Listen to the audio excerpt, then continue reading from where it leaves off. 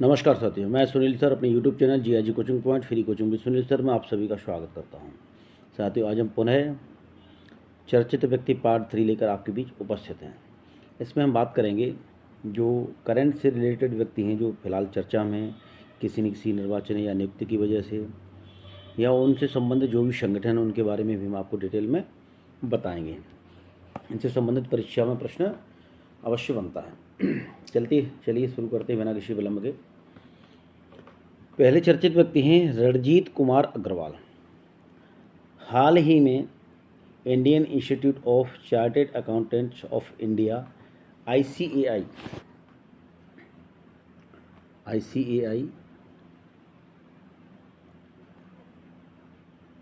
Indian institute of chartered accountants of India, इसकी जो परिषद की बैठक आयोजित की गई, इसमें रणजीत कुमार अग्रवाल को अध्यक्ष के रूप में चुना गया।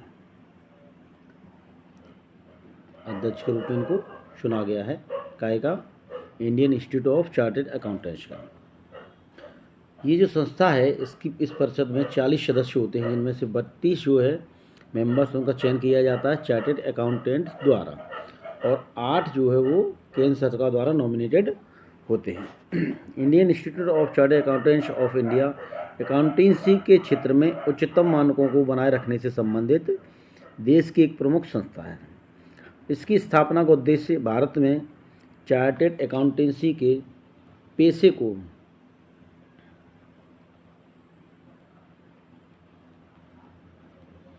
को विनियमित और विकसित करना है।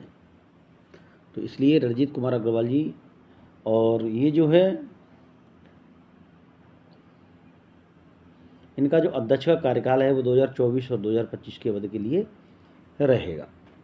चलते हैं आगे, बात करते हैं मियो ओका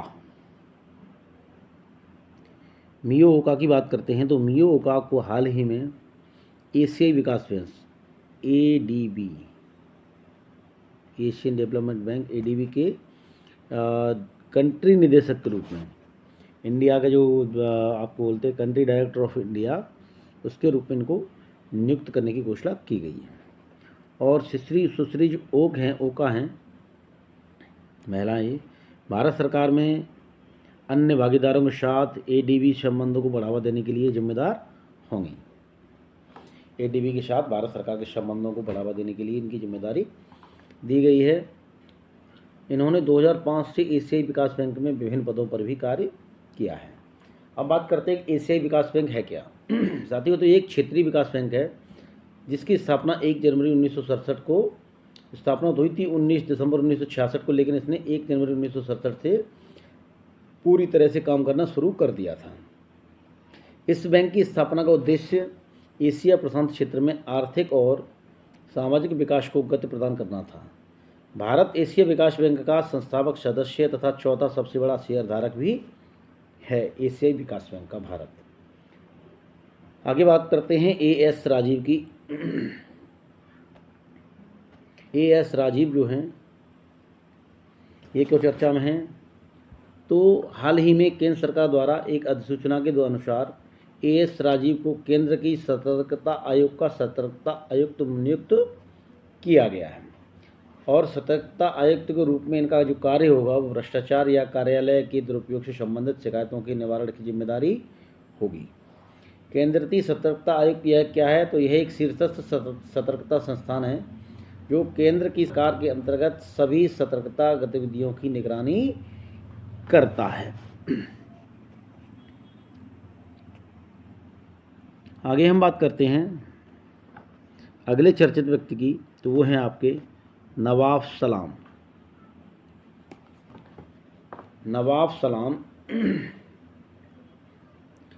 ये नवाब सलाम भी जो हैं अंतर्राष्ट्रीय न्यायालय के अध्यक्ष के रूप में इनको चुना गया है। और अंतर्राष्ट्रीय जो न्यायालय है साथियों, तो इसका मुख्यालय कहाँ पर है आप सभी लोग जानते होंगे। इसका मुख्यालय है आपका हेग में।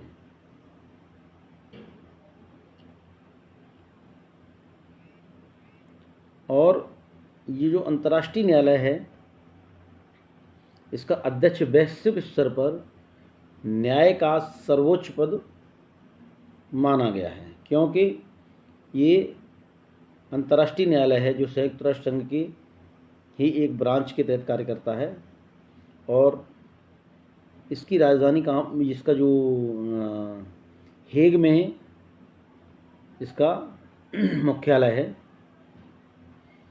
और इसका कार्य संयुक्त राष्ट्र की प्रमुख न्यायिक निकाय के इस पद पर कार्य करते हुए उनको द्वारा विभिन्न देशों के मध्य कोई कानूनी विवाद हो जाता है या शांतिपूर्ण समाधान के लिए जिम्मेदारी होगी। अभी आपने एक आध साल पहले का ध्यान दें आप तो आपने सुना होगा कि जो फिलीपींस और चाइना के बीच एक विवाद हुआ था। तो उसमें जो है साउथ चाइना सी के ऊपर, उसमें अंतर्राष्ट्रीय न्यायालय के जो पंचायत ने निर्णय दिया था, जिसके अनुसार वो निर्णय आया था आपके फिलीपींस के समर्थन में, फिलीपींस के पक्ष में। और लेकिन उसको जो है चीन ने मानने से मना कर दिया था। तो ये इसके जो प्रावधान हैं या जो निर्णय है वो बाध्यकारी तो नहीं है, लेकिन अंतर्राष्ट्रीय स्तर का सबसे बड़ा न्यायालय यही माना गया है। देश अगर चाहें दोनों पक्ष तो अपने न्याय के लिए इसके पास जा सकते हैं और यह उन्हीं मामलों की सुनवाई करता है। लेकिन ऐसा कोई वो नहीं है बाध्यकारी प्रावधान के जिससे कि ये माना ही जाए इनकी बात को। और ये जो है लेबनान के नागरिक हैं नवाब सलाम, जिनको जो है अंतर्राष्ट्रीय न्यायालय के अध्यक्ष के रूप में या चीफ जस्टिस के रूप में मान लीजिए आप नियुक्त किया गया है। इसके साथ ही ये संयुक्त राष्ट्र के अंगों और विशेष एजेंसियों द्वारा संदर्भित कानूनी सलाह, यदि कोई संयुक्त राष्ट्र की एजेंसी से कानूनी सलाह लेना चाहे तो उसके लिए भी ये सलाह देने का कार्य अंतर्राष्ट्रीय न्यायालय करता है। आगे हम बात करते हैं संजय कुमार जैन की। संजय कुमार जैन को भारतीय रेलवे खानपान और पर्यटन निगम लिमिटेड, इसको IRCTC के नाम से जानते हैं, IRCTC, भारतीय रेलवे खानपान और पर्यटन निगम लिमिटेड के अध्यक्ष और प्रबंध निदेशक के रूप में इनको नियुक्त किया गया है। किसको? संजय कुमार जैन। और संजय कुमार जैन 1990 बैच के भारतीय रेलवे यातायात सेवा के अधिकारी हैं।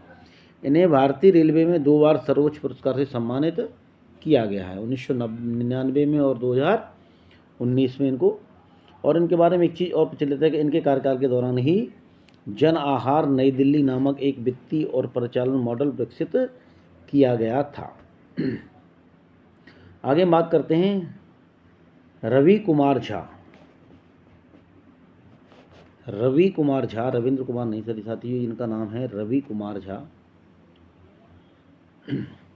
और इनको जो है LIC mutual fund asset management limited ने रवि कुमार झा को अपना प्रबंध निदेशक और मुख्य कार्यकारी नियुक्त किया गया है। अब LICMF क्या है? तो इसकी स्थापना 1989 में हुई थी और इसका मुख्यालय कहाँ है? वो मुंबई, इंडिया में है। यह भारतीय जीवन बीमा निगम और IDBI बैंक लिमिटेड के बीच का एक संयुक्त उद्यम है। कंपनी का लक्ष्य क्या है? तो प्रतिभूतियों और विविध जो है पोर्टफोलियो के माध्यम से विविध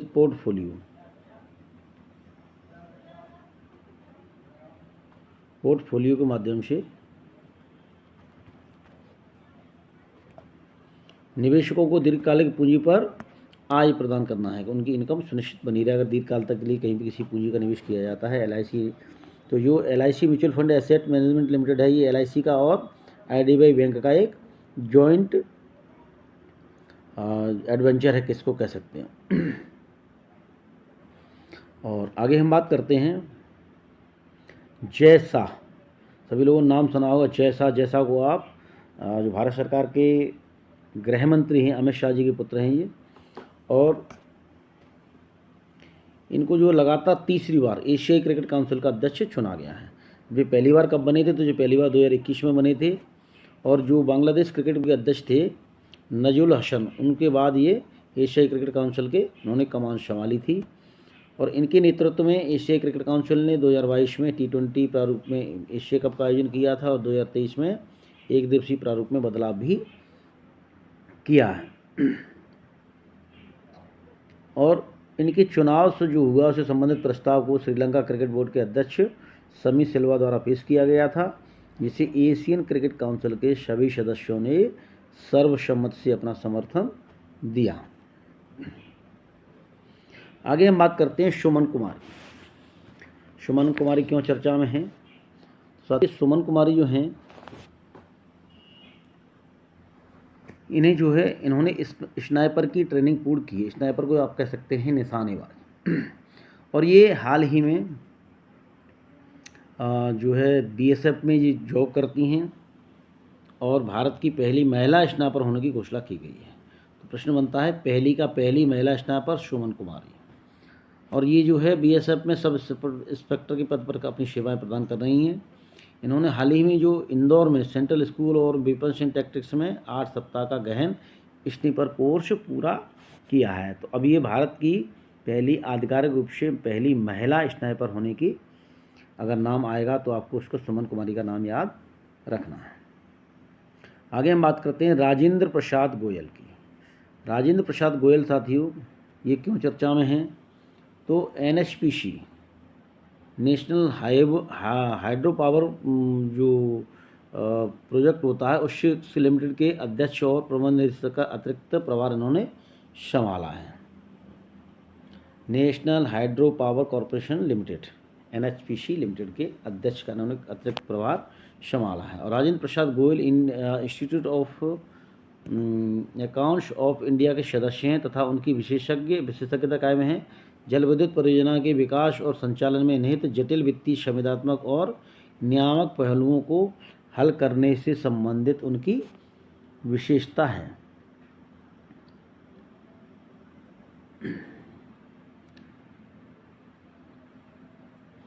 और एनएचपीसी जो national hydro power corporation limited है, उसका भारत सरकार की एक प्रमुख जल विद्युत कंपनी है और ये भारत सरकार के तहत अनुसूची ए का एक उद्यम है, मतलब एक ग्रेड का उद्यम है जो नेशनल हाइड्रो पावर प्रोजेक्ट से संबंधित है। और इसमें क्या होता है साथियों, जहाँ भी आपका जो हाइड्रो पावर प्रोजेक्ट लगाए जाते हैं या बड़े बड़े, जिसको शुद्ध भाषा में समझाएं आपको, तो जो बांध बनाए जाते हैं वहाँ पर जल विद्युत जो बनती है उसको हाइड्रो पावर बोलते हैं।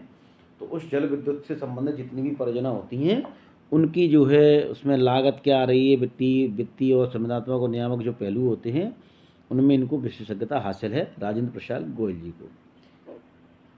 आगे हम बात करते हैं देवेंद्र झाझरिया। तो इनका चित्र भी हमने अपने उसमें थंबनेल में दिया है, आप जरूर ध्यान से देखिएगा। देवेंद्र झाझरिया जी ये क्यों प्रसिद्ध हैं? तो ये भारतीय पैरालंपिक का इनको नया अध्यक्ष चुना गया है, भारतीय पैरालंपिक समिति। अब पैरालंपिक समिति क्या होती है साथियों, जो दिव्यांगजन होते हैं उनका एक अलग तरीके से ओलंपिक गेम भी होते हैं, उसी को हम पैरालंपिक समिति भी कहते हैं। तो ये जो है इसके इनको देवेंद्र झाझरिया को भारतीय पैरालंपिक समिति का नया अध्यक्ष चुना गया है। ये स्वयं में भी एक बहुत बढ़िया पैरालंपिक खिलाड़ी रहे हैं और इन्होंने जो स्थान लिया है वो लिया है प्रसिद्ध एथलीट दीपा मलिक का इन्होंने स्थान ग्रहण किया। इनसे पहले जो है भारतीय पैरालंपिक समिति के अध्यक्ष कौन थे? तो वो थे दीपा मलिक। और देवेंद्र झाझरिया 2 बार पैरालंपिक प्रतियोगिताओं में स्वर्ण पदक जीत चुके हैं देश के लिए। देवेंद्र झाझरिया भाला फेंक प्रतियोगिता के खिलाड़ी हैं और इन्होंने 2004 एथेंस और 2016 रियो पैरालंपिक में स्वर्ण पदक जीते हैं। कब 2004 में जो एथेंस में पैरालंपिक हुआ था और 2016 में, उन दोनों ही पैरालंपिक में भाला फेंक में इन्होंने जो है स्वर्ण पदक जीते हैं। देवेंद्र झाझरिया अपने आप में ही एक गोल्डन आपके खिलाड़ी रहे हैं और इनको मिले हुए पुरस्कारों से आप इनका महत्व समझ सकते हैं। तो देवेंद्र झाझरिया जी को पद्म भूषण पुरस्कार 2022 में प्राप्त हुआ और जो है 2000 पद्म भूषण पुरस्कार प्राप्त करने वाले पहले भारतीय पैरालंपिक एथलीट भी हैं। कौन? देवेंद्र झाझरिया, पहले भारतीय पैरालंपिक एथलीट जिनको पद्म भूषण पुरस्कार से सम्मानित किया गया है, तो वो है आपके देवेंद्र झाझरिया। इसके बाद इनको 2017 में खेल रत्न पुरस्कार भी मिला है, 2004 में अर्जुन पुरस्कार भी मिला है और 2012 में पद्मश्री भी सम्मानित इनको किया जा चुका है। तो अब ये बने हैं आपके भारतीय पैरालंपिक समिति के नए अध्यक्ष बने हैं। तो जाहिर सी बात है, कोई खिलाड़ी जब उस क्षेत्र का जो शीर्ष प्रशासनिक पद संभालता है तो उनके खिलाड़ियों के लिए बहुत ही अच्छा होता है, क्योंकि उस क्षेत्र के अनुभववान व्यक्ति खिलाड़ियों की समस्याओं को और जो तकनीकी जटिलता है उनको अच्छे से समझ सकते हैं। आगे हम बात करते हैं किशोर मकवाना जी की। किशोर मकवाना जी जो है क्यों प्रसिद्ध हैं, तो इनको हाल ही में राष्ट्रीय अनुसूचित जाति आयोग का अध्यक्ष बनाया गया है। SC आयोग का इनको अध्यक्ष बनाया गया है। राष्ट्रीय अनुसूचित जाति आयोग है साथियों। तो ये जो है आपका राष्ट्रीय स्तर पर अनुसूचित जाति से संबंधित जितने भी कोई भी मामले आते हैं, तो अनुसूचित जाति के लोगों के हितों के लिए कार्य करता है। उनके साथ कहीं किसी भी प्रकार का कोई अन्याय न हो पाए, या अनुसूचित जाति के आधार पर उनके साथ कोई भेदभाव किया जाए, तो उस व्यक्ति के खिलाफ नोटिस या जो है उसकी मदद करने का कार्य भी अनुसूचित जाति आयोग करता है। तो किशोर मकवाना जी जो हैं ये एक वरिष्ठ पत्रकार भी हैं और एक स्तंभकार भी हैं, और इन्होंने डॉक्टर बाबा साहब अम्बेडकर और 9 किताबें भी लिखी हैं, विभिन्न भाषाओं के जानकार भी हैं, और उन्होंने कई पुस्तकों का अनुवाद भी किया है, संपादन भी किया है। उनकी पुस्तकों को देश की कई भाषाओं में अनुवाद भी किया गया है।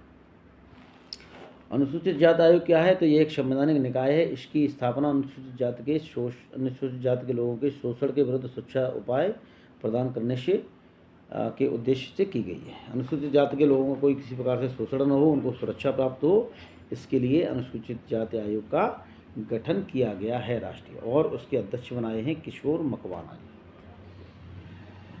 आगे हम बात करें ज्ञानेश कुमार और सुखविंदर सिंह संधू की। तो साथियों, प्रधानमंत्री नरेंद्र मोदी की अगुवाई में 3 सदस्यीय समिति ने ज्ञानेश कुमार और जो है आपके सुखविंदर सिंह संधू को चुनाव आयुक्त नियुक्त किया है। और इनकी नियुक्ति से संबंधित जो समिति होती है उसमें प्रधानमंत्री, विपक्ष के नेता और एक नामित कैबिनेट मिनिस्टर होते हैं। हाल ही कुछ समय पहले ही जब इनकी नियुक्ति की गई, या जो 2023 में जो अधिनियम लाया गया था चुनाव आयुक्तों की नियुक्ति से संबंधित, तो उसमें काफ़ी विवाद भी हुआ था, चर्चा में रहा था। अब उसमें क्यों विवाद हुआ, तो उसके बारे में थोड़ा आपको बताना चाहते हैं साथियों। पुराने जो इससे पहले का जो प्रावधान था उसमें जो चुनाव आयुक्त और मुख्य चुनाव आयुक्त की नियुक्ति से संबंधित एक समिति होती थी, उस समिति में 3 लोग होते थे। एक प्रधानमंत्री, PM, दूसरे होते थे लीडर ऑफ अपोजिशन,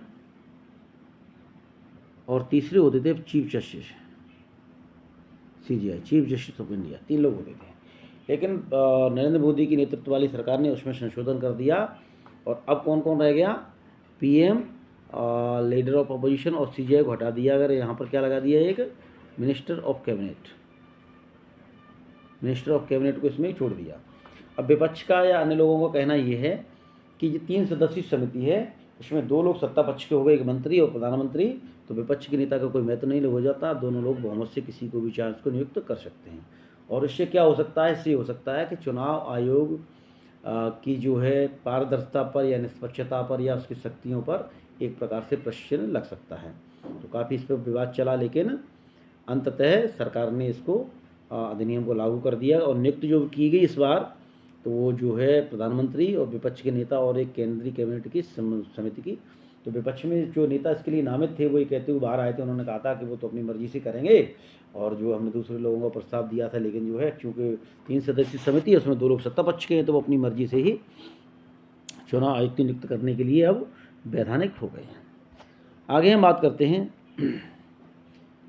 न्यायमूर्ति अजय माणेकराव खानविलकर।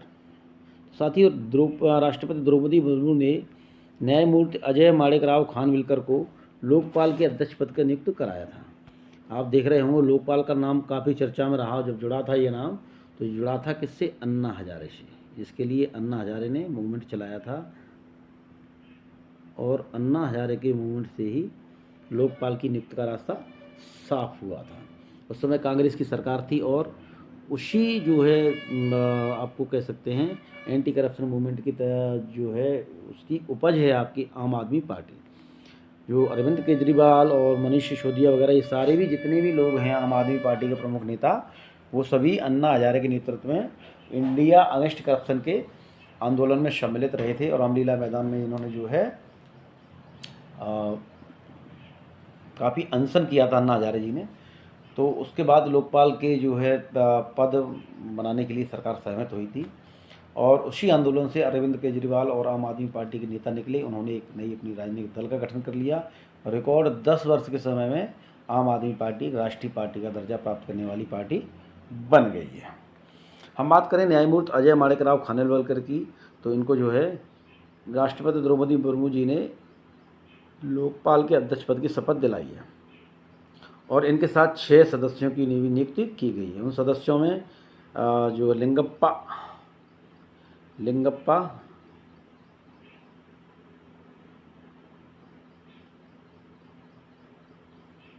नारायण स्वामी, न्यायमूर्ति संजय यादव, न्यायमूर्ति ऋतुराज और लोकपाल के न्यायिक सदस्य होंगे। लोकपाल के अन्य न्यायिक सदस्यों में सुशील चंद्र, पंकज कुमार और अजय तिर्की शामिल हैं। इससे पहले जो लोकपाल थे आपके वो थे पिनाकी चंद्र घोष और उनका समय समाप्त हो गया था 2022 में। उसके बाद से ये जो है लोकपाल बिना अपने स्थायी प्रमुख के बिना ही कार्य कर रहा था। 2022 में पिनाकी घोष का कार्यकाल समाप्त हो गया था, तब से जो है लोकपाल के अध्यक्ष पद का खाली चल रहा था। तो साथियों, ऐसी ही महत्वपूर्ण जानकारी लेकर हम आपके लिए और आते रहेंगे और उम्मीद है आपको हमारा ये लेक्चर काफ़ी पसंद आया होगा।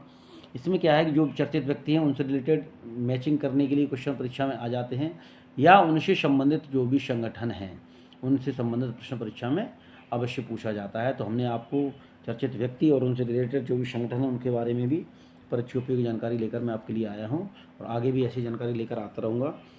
Thank you for watching our YouTube channel GIG coaching point for regular update. Channel को लाइक कीजिए, सब्सक्राइब करिए, शेयर करिए। Thank you so much.